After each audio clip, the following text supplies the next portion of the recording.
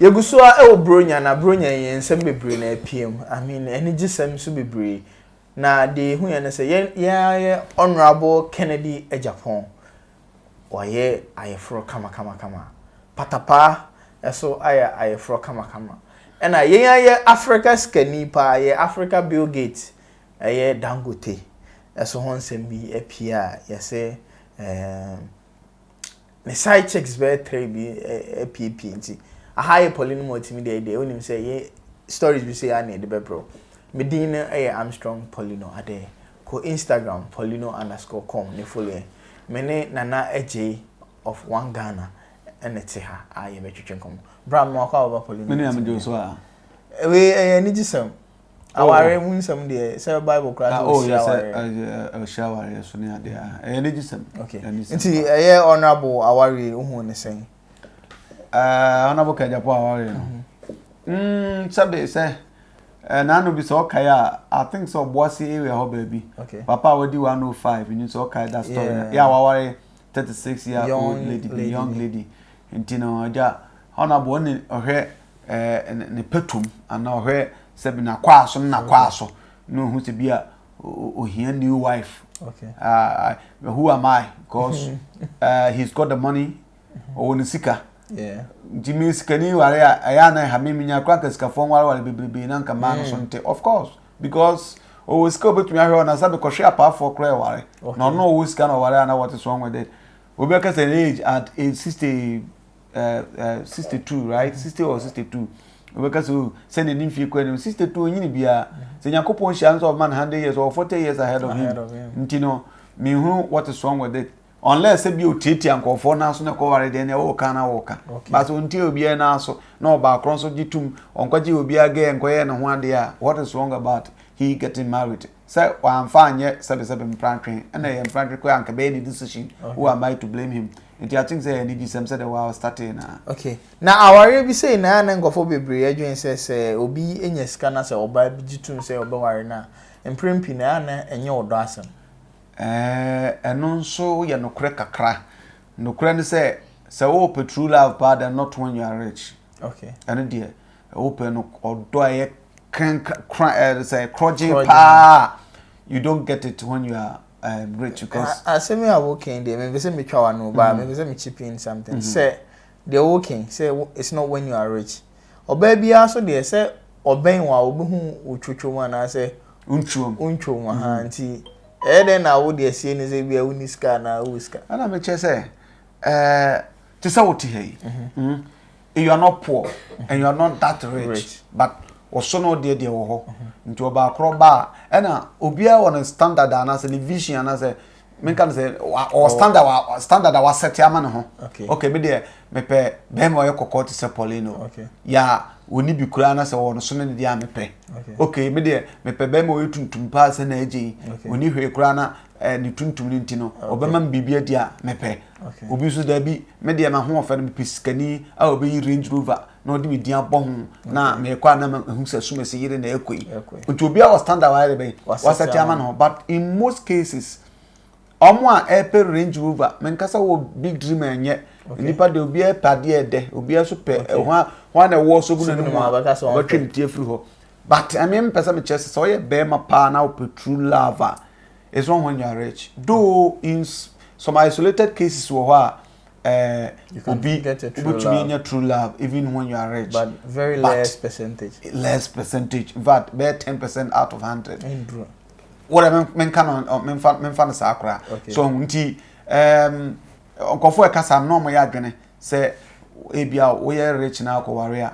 sometimes it's not about what and I say sebi usisi mo den nemum sebe ya da chi uni ho a obenya japade bi e be e de ato no nti omo kam no mo ya adwene pa okay when say omo ko relationship be say no omo mpese omo mfa omakoma anko yeskenti no ye African Bill Gates Dangote yeah shatabando adamfo shatabando na enche na ye hu se emfonyi bi ne nam social media bi je se ne mpnafo miensa ababonten na ba ko be se o kire se Dangote atena kuma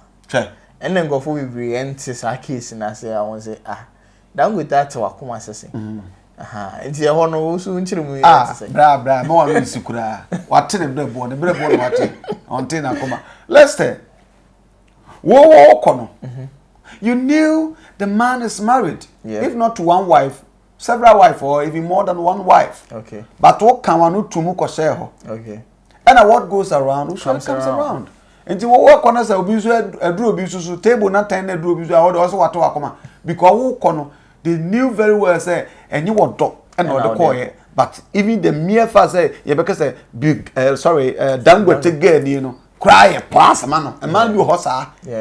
even the when sit down one talk about then cry man you kase Poleeno Multimedia the girl ni na big and say so what you say and quite plus man it is normal you know such girls do not go with their heart they go with their head. Okay. Eti wo do akoma kona akotia ene otiri kwa na ye kotete omrebo nyina ka ho de o kan de mete wase pa but ye hwe ni bibi sei bema bi wo say o get with den kame ko fa na fa but the moment o bedru hon na wate ahwedom nti ebi so no so fa na say mame nkwa gigi ni sika ba o dru hon ena ebi on say nipa de more na mo relate no tin say papa yi say o kita akoma kan o na on so abefo that one is for real ya de wo ho unse emaye nipa bia unhye de hu kwan Nyankopon fa so bo wo so amoye sonko oba ye nipa bia even o chana de koso chana de kra no na obenya some sort of soft sport bia de be ama even though she became or she might have come with different thoughts nagene but along the labos na kuma so yere abidi echi ko me kan na konka bi nhim akoyi ka bi su ama no onka bi che auto perfume ama no onka bi che wo krokro no odo no beba naturally but so wo ko people influential people of that nature no a onfo akoma nyina anko no akase akote no because said ensuo ye ayi no saa na ensuo ye nkuto no saa na say awia ye nkuto no saa na ensuo so be ye nchene. Okay. So ewia na ne nkuto no. And ewia said ewia eye nkuto na say na ne nkuto no. Saa ne so enchene so benya ne de nti wo ko na obi wo ho na epia wo se wa pepa wa no no. Okay. Nipa kro na wo kwaji free ni se ono yete na kuma na yete ne mrebo na yete na harawa. So what I say nti no such situation such relationship we don't go in with our heart, we go with your head. Okay. Even though akuma kro ba kwa chemu kakra se be ya jikinkrin ya how. So what I say, but wo kona do akoma nya akona ekotene dia ute konya be mo sai rascal ayen no beti tomre bo nyina nti woni mra so o ye empty na nam ho e bi so ano no so what thought bi say bia anase bia man promises bi say ye de ne beto aware so ana bi bisa na akon say e say e chirefo no so ye de e dos wabom na chire wado wabom na chire wado you know onsi nipa obetumi ehu obi ana obetumi ehu be ma obetumi ehu oba ana ye meme especially me say me wo kwan bebre a me fa so ehwe me ba okay like bia me hu fefefe na so na de kitikiti bi na wo ho na e makono bi so as had no ba obegya ayo do obegya ayo you are my girlfriend anyway but sad na wajai jama interest no abadan na abada mede maware okay abada mi ntumi mware nti no oba konkon ho sa nti agi kinkire na so apo ba bia fa so ati ase nti no so aka se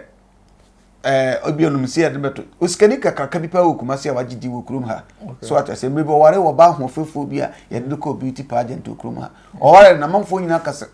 oba di ogina so ati ase adata no to so miensa ne ni ba no so no na ese wo to so ayi mienu abedi na chi e makoye num so ati ye ware wo barata ye ware wo no na em se wa na champiata so ati ase but mienu be kan ho no say competition night sa competition tight ni ke so e bia wo no what say why no say nti we dey obodi na wi nti high Poleeno Martin me mo di bia Mrs Kanika se mo kru ma waje di ni na skafo na beauty pageant na bem ne de beauty pageant na no mo aware skafo o mo aware beauty pageant na beauty pageant o mo ware okay nti nipa no ono so organize beauty pageant o say nipa no oba akro and ya sama ansha dan sua sa ade na free no nanum ne ade a chese de mmas oba no chese ogo beauty pageant ba chese anum ne ade a owini so ma bibia ye kama ehye awurade anyonyam okay na no manage like radio and I say TV and no kwa husband said that tie ho ni nti on je man shedan steady need more ni but me de yem fato ho say oyo oba ka hunu se de awia eye nkuto no insuo so be ye nchene nti no don't be so complacent oh ya ware me anam ne aso me si twem print eno ano no nti obetu omo fo se omo nkomu ana se omo mpe omo so ne omo de na omo ne omo build my dear Salam dika ko bia on vision wa set ama no ho na obia wo ne standard a wa set ama no ho depends on the standard a wa set ama ho na be kire ba bia wo so okro okay so person who live life no heartbreak na say here for ko bitim man bia no cry and here for bitim bia comment no depends on standard a wa de be wa set ama ho na be kire ba bia wo so offer intimidate me mum de me hu se skania ware ya na mani age because a Ghana who rate here my 51% according to research on my okruma now kwa hwe be kwa manfo wa na e ma so what I say nti my rate no na 51% no e bia o kasa wo breaking it down onko na bia omo escafo ware mo ye nso kakra bi so what I say nti se escafo anya sika because ni sika no sabe impreduasa wo ye dan a nyo na be che no mfanye eti no memma wa dwene enye wo se or konya full time with the man you are going to marry and now with the man you are going to date because or a business person apart from a business person or some or other people who are on so many energy and remember the reason why far more than one woman and one lady because who say they need to be feel like feel young kakra because abekro na amose hadwen kakra ne sa ne maniama no ha nti me de wo kwa no se ba bia wo ko no competition no might be tougher so that you psych yourself and then you embrace whatever comes out of it na onso agia tumza okay so you need to endure any pain bia so ebebem no so what I say Patapaa so aware Patapizi hey we can not sweat bread the bruta me come sure me hwese do ba no o him the point wa follow ma Patapaa dube wa no beto twi Patapaa de betam hey obey wa budo German budo from German to Accra Swedo with love what a wonderful story I say the question ni kura e betwa German a beautiful lady and a Swedo boy or ha Poleeno Multimedia wo atiase na de ngofo bebre kan say eye insuraba kojo yeah, Patapaa son na Otuska. Ishaba Kojo for a former friend, brother to Castro the Mason. Yeah. Otuska ni means Patapaa fano de aseni wuto. Or fano de aseni wuto. And then confuse Patapaa. Now one so ya ware. Monsa. Monsa na. If you see aya ebeyo Patapizi. We no be akunu bi sikana ya diegu fom ho nyina. Na amanfo asani na de ko make zuwia because emrebi so mesa ka bi emrebi zishe kasebi ya wagidini na oye show na obi tutu sika gunu so sika na ba ko beto stage na no na nkakwa bi ekofa na sele ayi musician dead shall watakwa no yes wata asiamu braba of sika ti mapatapizi sasa me am a typical example mekoye MCB ma program bi na me just can me dem we ahye me ko MC ni mu so we ne oboa no gu me we ya sika me expect oh sika de you say to do be 10 million we ya say 1.5 oh but odeka ndi aja Patapizi wan sabi na aja owie na say dia aka no kura kwa no so no sunya kakra be he me na ya de pa na go for posting no me say lewe nyom no didi matem yeah so so didi na tem kura apeta beauty what a Patapizi na kasa kwa no nipa bia emre be yan interview am say anti nga no and so osena nyam na de man na bisanze pata na wonyom no nga chance interview mu no nyam na was na wala o ma me no de mama na wala didi we a chance interview na end e do ho guy be on sadam fahwe ho and sana wa ye be na nyina chepa na so na say o ye celebrity ni kwan say we say na masa make be bia o ya de ne boarding sika to ehwe bia akase o ma ma ishaba jawo no o was just road ayi committee 2018 junction wa say ho pacha no ne ade a on tonketo on koto kofo ani abre unu kofo ani abre wangana ankoto e dia akufo-addo broni na odi be